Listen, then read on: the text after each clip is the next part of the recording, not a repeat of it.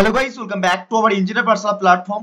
JELET 2024 এ যে সমস্ত অ্যাসপিরেন্টরা রয়েছে, আশা করি আজকে তোমাদের এক্সাম খুব ভালোভাবে গিয়েছে। কিন্তু কোথাও জানো এই free subject fundamental of electrical and electronics engineering যে সাবজেক্টটা ছিল, সেখানে যে কোশ্চেন দেখে স্টুডেন্টদের মধ্যে হতভম্ব থাকার কোনো জায়গা নেই। কারণটা হচ্ছে কোশ্চেনের লেভেল হয়েছে সত্যি একটা স্ট্যান্ডার্ড লেভেল। যে সমস্ত ইলেকট্রিক্যাল এবং ইলেকট্রনিক্স ইঞ্জিনিয়ারিং আছো স্টুডেন্টরা, তারা এই 10খানা কোশ্চেনের মধ্যে 5 থেকে 6খানা কোশ্চেন কিন্তু করতে পারবে, কিন্তু বাকি যে 4-5টা কোশ্চেন রয়েছে সেটা কিন্তু অবশ্যই একটা লেভেল আপের মধ্যে কোশ্চেন রয়েছে, সেটা কিন্তু আর নিরসা নেই।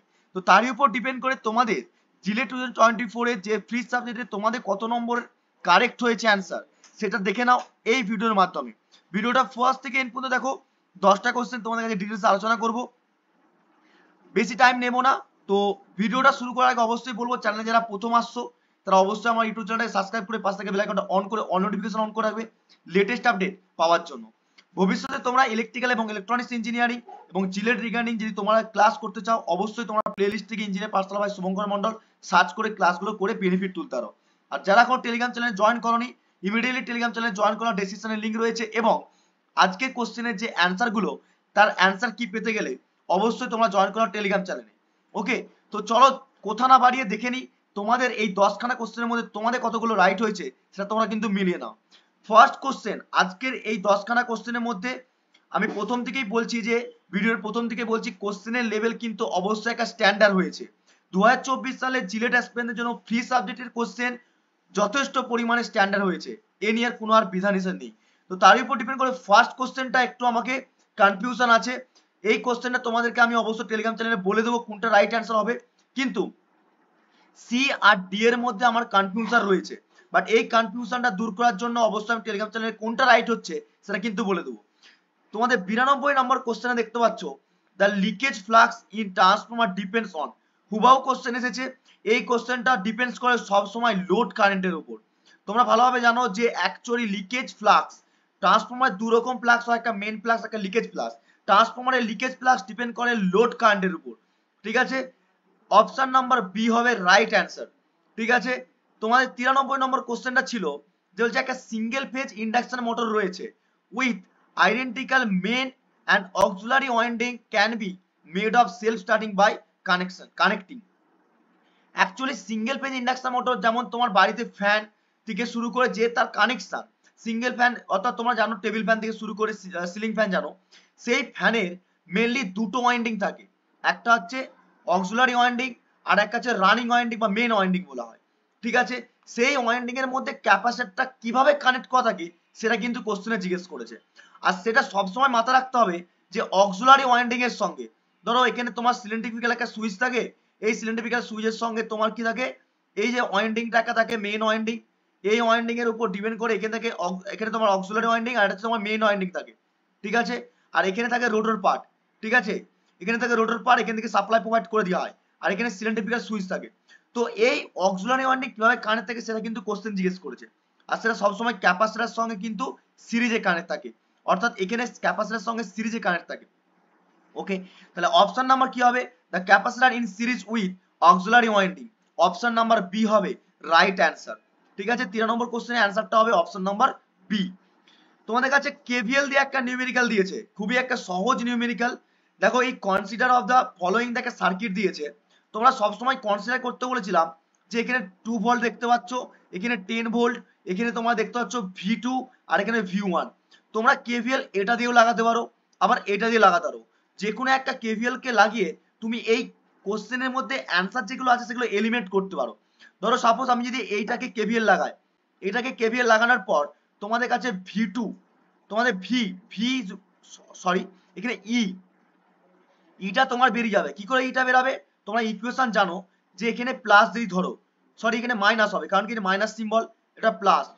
ঠিক আছে, আবার প্লাস, আবার মাইনাস, আবার এদিক থেকে আমি ধরলাম প্লাস, প্লাস মাইনাস ধরলাম। তাহলে অ্যাকর্ডিং টু দ্য কেভিএল যদি অ্যাপ্লাই করতে চাই, তাহলে এখানে কি হচ্ছে -2 +8 - -10 ইকুয়াল টু 0। এখান থেকে তুমি ইটা বার করে নিতে পারবে। যদি তুমি ইটা বার করে নিতে পারো, দেখবে ই এর ভ্যালুটা আসবে এখানে 0 আসছে। আমি ক্যালকুলেশন করে করছি, যেহেতু ভিডিও লেন্দি হয়ে যাবে তার জন্য তোমাদের শর্ট করে তোমাদেরকে বলে দিচ্ছি, তোমাদের কাছে শুধুমাত্র অ্যান্সারটা এখন মেন ইম্পর্টেন্ট।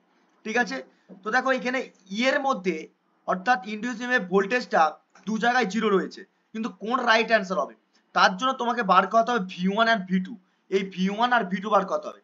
আর V1 কে বার করতে গেলে এখানে লুপ কনসিডার করে এখানে V1 এর ভ্যালুটা তোমার আসবে কত না প্লাস, তোমার আসবে প্লাস 14 ভোল্ট, যাতে আসবে প্লাস 14 ভোল্ট আসবে, অর্থাৎ অপশন নাম্বার সি হবে right answer. Option number C হবে রাইট অ্যান্সার। ওকে, নেক্সট হচ্ছে 95 কোশ্চেন। এটা খুবই ইম্পর্টেন্ট একটা কোশ্চেন। এখানে কি বলেছে তোমাদেরকে ভোল্টেজ দিয়ে দিয়েছে, রাইট, এবং তোমাদেরকে একটা হেনরি দিয়েছে। হেনরি মানে কার ইউনিট? তোমরা জানো ইন্ডাক্ট্যান্সের ইউনিট হচ্ছে হেনরি, তাই তো।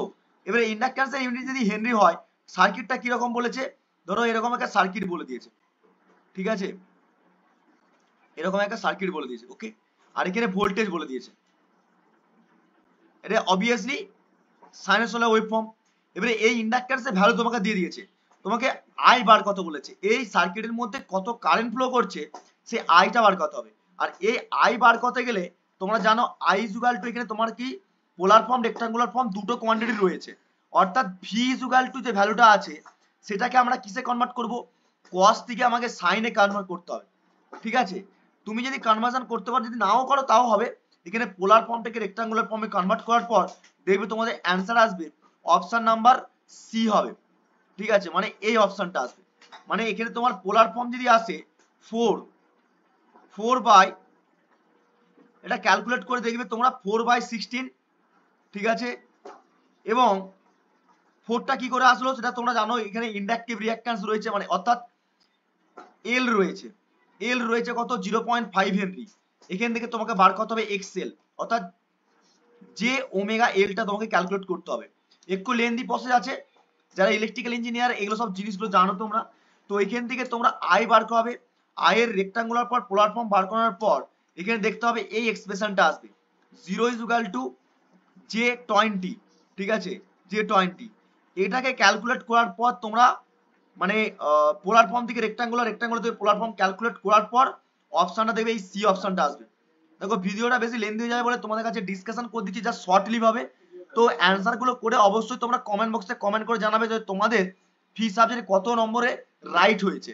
ঠিক আছে, তোমাদের 96 নম্বর কোশ্চেনটা খুব কঠিন নয়, কোশ্চেনটা খুব ফুললি কোশ্চেন দিয়েছে। কিরকম, ধরো একটা ডায়োড আমরা জানি এদিকে পজিটিভ একে নেগেটিভ, আর এই ডায়োডের ক্ষেত্রে এদিকে হবে পজিটিভ আর এদিকে হবে নেগেটিভ। তাহলে আমরা ডায়োডের ক্ষেত্রে ফরওয়ার্ড বায়োস জানি, কারেন্টটা সবসময় ফরওয়ার্ড কন্ডিশনে কারেন্ট ফ্লো করে, কিন্তু রিভার্স কন্ডিশনে ডায়োড কিন্তু ওপেন সার্কিট থাকে। যদি ওপেন সার্কিট থাকে ডায়োডটা, তাহলে অপারেট করবে না, কারণটা হচ্ছে এখানে পজিটিভ কারেন্ট ফ্লো করলে এখানে নেগেটিভ রয়েছে। তাহলে আমরা এই ডায়োডটাকে রিভার্স কন্ডিশন বলতে পারি। আর রিভার্স কন্ডিশনের জন্য আমার ডায়োডকে কিন্তু অন করতে পারবো না, তার জন্য কি হচ্ছে এই সার্কিট থেকে ডায়োডের কোনো ভ্যালুয়েশন থাকবে না। তাহলে আমরা কারেন্টটা কোন দিকে ফ্লো করবে স্যার, তাহলে এইটা দিয়ে কারেন্টটা ফ্লো করবে। যদি কারেন্টটা ফ্লো করে তাহলে এটা কি হয়ে যাবে, শর্ট সার্কিট হয়ে যাবে। ডায়োড কি হবে, diode will be obviously short circuit হয়ে যাবে, তাই তো। শর্ট সার্কিট হয়ে যায় তাহলে কি হবে, আই ইকুয়াল টু তোমরা ইজিলি বার করতে পারবে, কারেন্টটা বার করতে পারবে। আর তোমাকে কি বার করতে হচ্ছে ভি নট, আর এই ভি নটটা বার করতে বলেছে, তাই তো। এই ভি নট যদি বার করতে হয়, ভি নট যদি বার করতে হয় তাহলে কি হবে, তোমরা ভালোভাবে জানো যে এই এক ক্রসে ভি নট যদি বার করায় তাহলে আমার কি হবে বলো। যদি ভি নট বার করতে বলে তোমাকে কি বার করতে হবে, এখান থেকে এই এক ক্রসে তোমাকে কারেন্ট বার করতে হবে। কারেন্ট বার করার পর তোমার ধরো এই সার্কিটটা হবে এরকম, রাইট, এরকম সার্কিটটা হবে। তাহলে এখানে 10 ভোল্ট ছিল, রাইট, আর এখানে তোমাকে কি দিয়েছিল 10 কিলো ওহম, আর এখানেও 10 কিলো ওহম আছে, দুটো রেজিস্ট্যান্সের সেম ভ্যালু রয়েছে। তাহলে এই ভোল্টেজটা তো এখানে ড্রপ আপ ভোল্টেজ দুটো ভাগে সমান হয়ে যাবে, এখানে 5 ভোল্ট এখানেও 5 ভোল্ট হয়ে যাবে না, কারণ কারেন্টটা সব জায়গায় সেম থাকে but voltage will be different. কিন্তু ভোল্টেজ ডিফারেন্ট হলে রেজিস্ট্যান্সের ভ্যালু তো সেম রয়েছে না, অর্থাৎ এখানে দেখে মাত্র অ্যান্সার হয়ে যাবে 5 ভোল্ট হবে অ্যান্সার, বি হবে রাইট অ্যান্সার। 97 নম্বর কোশ্চেন, 97 নম্বর কোশ্চেনটা তোমাদের কিন্তু এখানে আউটপুট ভোল্টেজ বার করতে বলেছে। এই আউটপুট ভোল্টেজ বার করতে গেলে আমরা ইনভার্টিং আর নন ইনভার্টিং ব্যাপারটা পড়েছি, তাই তো। ইনভার্টিং আর নন ইনভার্টিং ব্যাপারটা পড়েছি।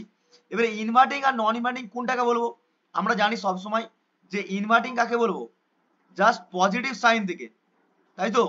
পজিটিভ যেই থাকে সেটা কি বলবো, ইনভার্টিং না নন ইনভার্টিং বলি? অবভিয়াসলি তোমরা জানো যে ইনভার্টিং বলি না নন ইনভার্টিং বলি। আমরা নন ইনভার্টিং কি করে দেখে চিনবো? অবভিয়াসলি পজিটিভ যেই থাকে নন ইনভার্টিং হবে, তাই তো? আর ইনভার্টিং হবে নেগেটিভ। তাহলে আমরা এটা কি আছে, গ্রাউন্ডিং করা আছে না? গ্রাউন্ডিং করা আছে। তাহলে এদিক থেকে যদি ভি জিরো বার করতে হয়, তাহলে আমরা এর অ্যাক্রসে তাহলে আমরা এখানে জিরো, এটা জিরো, কারণ কি এখানে যদি জিরো গ্রাউন্ডিং করা আছে, যে গ্রাউন্ডিং করা আছে, কারেন্টটা ফ্লো করছে আমরা ধরবো, কিন্তু এখানেও তো জিরো। তো দুটো ভ্যালু যদি জিরো হয়ে যায়, তাহলে আমরা পজিশন এখানে জিরো ধরতে পারি। জিরো যদি ধরি, এর অ্যাক্রসে কি হচ্ছে, একটা লুপ পাচ্ছি, আবার এদিক থেকে কারেন্ট ফ্লো করছে, আর এখান থেকে রেজিস্ট্যান্স অ্যাক্রসে পাচ্ছি। তাহলে আমরা এই পয়েন্টের এক্সপেক্টে, ভালো করে দেখো তোমরা বুঝতে পারবে যে এই পয়েন্টের এক্সপেক্টে কি হচ্ছে, কেসিএল লাগাতে পারবো। ঠিক আছে? তাহলে কেসিএল যদি লাগাই, তোমরা ইকুয়েশন কিরকম তৈরি করবে? তাহলে জিরো মাইনাস সরি এখানে একটু প্রবলেম হলো, জিরো মাইনাস কি হবে, এখানে জিরো পয়েন্ট আছে, zero minus V zero by 100 একটা পাচ্ছি, তাই তো? I equal to V by R জানো।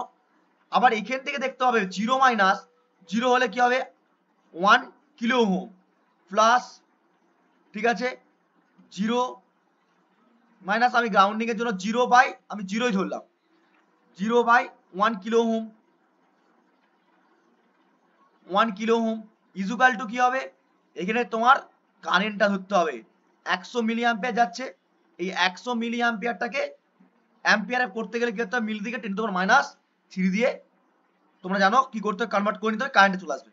এখান থেকে ক্যালকুলেট করে যাদের অ্যান্সার যাদের -10 এসেছে, হ্যাঁ, যাদের -10 এসেছে রাইট অ্যান্সার, তাদের হচ্ছে বি অপশনটা রাইট হবে। ঠিক আছে? লাস্ট তিনটে কোশ্চেন তোমাদের ফি সাবজেক্টে। একটা লজিক সার্কিট থেকে কোশ্চেন দিয়েছে, তোমাকে জিজ্ঞেস করেছে এই লজিক সার্কিটটা যে অপারেট করবে এবিসি, কি এমন পয়েন্ট হবে যার আউটপুটটা সবসময় জিরো হবে, এই এক্স এর ভ্যালু জিরো হবে। ঠিক আছে? প্রত্যেকটা ভ্যালু চেক করে করে দেখতে হবে। দেখো আমি প্রথমে জিরো দিয়ে শুরু করলাম, 0 0 1 দিয়ে, আর এইটা জানো এক্স নট আর এক্স অর দুটো রয়েছে, এক্স অর আর এক্স নট গেট রয়েছে। এবারে এক্স নট আর এক্স অর এর জন্য আমরা ভালোভাবে জানি যে আউটপুট কি দেয়, সবাই ভালোভাবে জানি আমরা যে আউটপুট কি দেয়। এবারে তার রেসপেক্টে যদি এই যে এক্স নট, এটা হচ্ছে এক্স নর আর এটা হচ্ছে এক্স অর, তাই তো? তাহলে আমরা এখানে 0 0 যদি দিই, তাহলে এর আউটপুট কি হবে, জিরো হবে।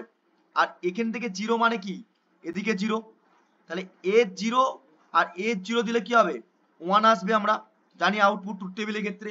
তাহলে এর 1 আর এ জিরো আর এর 1, তাহলে এর আউটপুট কি দেবে, অবভিয়াসলি 1 দেবে।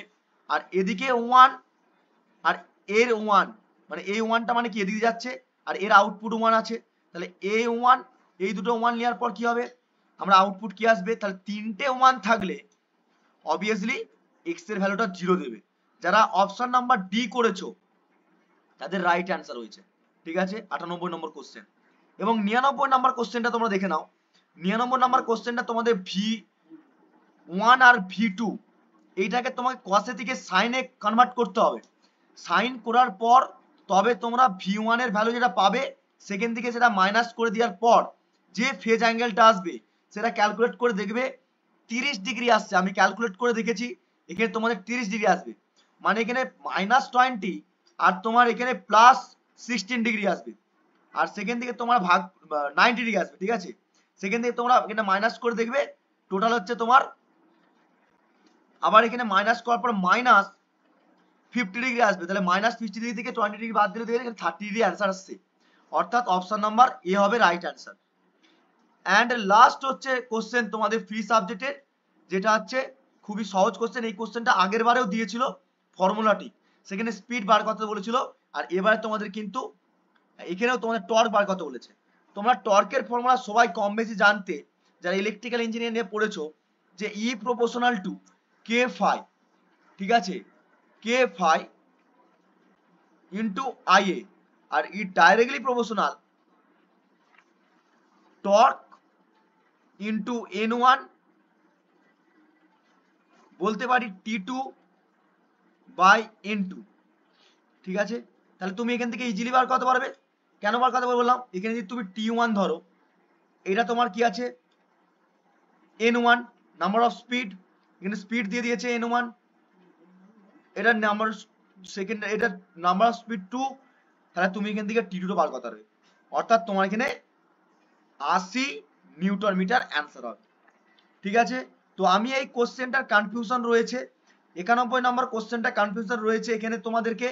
ওই যে তোমাদের পিএমসি ইনস্ট্রুমেন্ট থেকে কোশ্চেনটা দিয়েছে, যেখানে ডিপ্লেকিং টর্ক কন্ট্রোল টর্কের ইকুয়েশন ছিল, তোমরা জানতো বিনা ফর্মুলা একটা ছিল, আর KC is equal to TC is equal to কেসিটা ছিল, ওইটার রিলেশনশিপ করে তোমাকে অ্যাঙ্গেল ডিসপ্লেসমেন্ট করতে হবে।